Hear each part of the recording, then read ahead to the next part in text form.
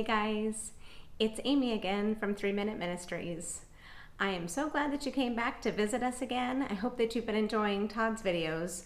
I haven't posted one for a while, so I'm sorry about that. But I have one for you this month. I know it's been like an entire month since I posted anything. But today I wanted to share with you, the title of it is Don't Throw Out Dr. Seuss.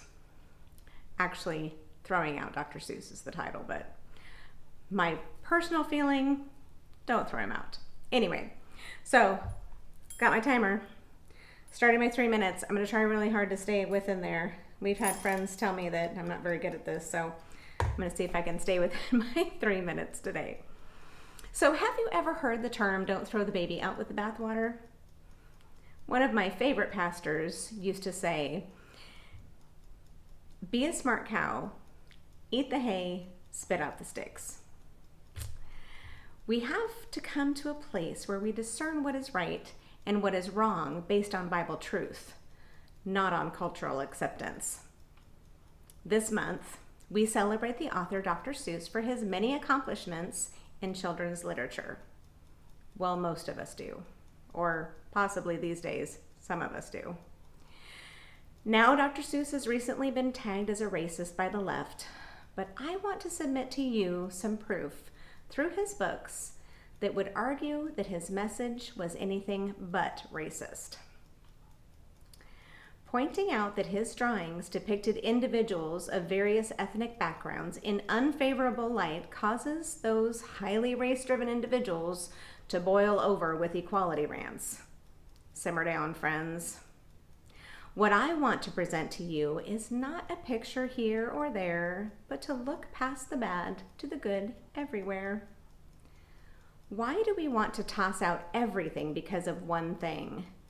Something someone says offends us, so instead of just dismissing that one thing, we dismiss the whole person. If I dismissed everyone who offended me once or twice, I would have no one left in my life. We must look at all the person, all that they did or do.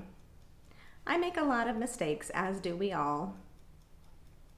But I would ask that people extend grace to me as I will extend to them, so that we can learn from each other and grow together.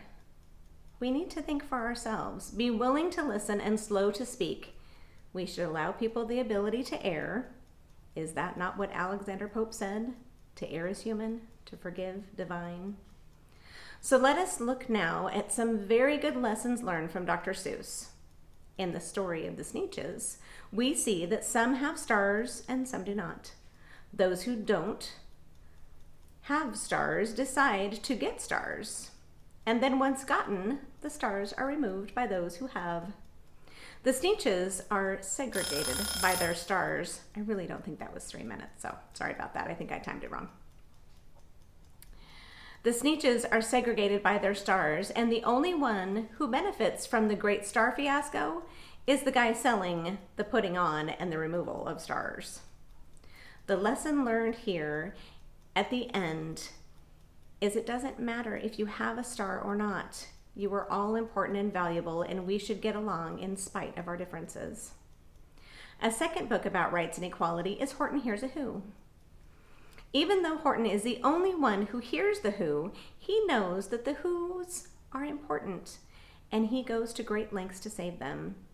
In comparison with William Wilberforce and Dr. Mildred Jefferson, individuals who worked to bring justice to those who were not being heard, Horton stands his ground and keeps safe the people of Whoville. And again, in Horton Hatches an Egg, we have our beloved Horton receiving all kinds of persecution for trying to save an egg that didn't even belong to him. There are more simple lessons to be learned from Dr. Seuss, like trying something even though you don't think you will like it. You might actually end up loving it.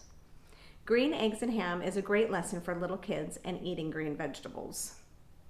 One of my personal favorites, Did I Ever Tell You How Lucky You Are?, encourages thankfulness because you actually could have it so much worse.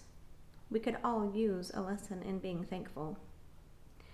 As someone who loves to write, I can imagine that it would be possible for people to misunderstand my messages, especially after I'm dead and can no longer defend myself.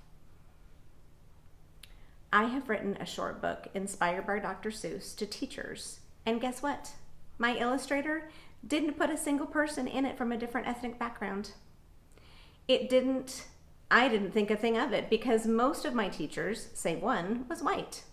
I grew up in a small town in Colorado where the majority was white and the population of minorities consisted of mostly Hispanics. There wasn't a single black kid or teacher in my elementary school. Does that make me racist?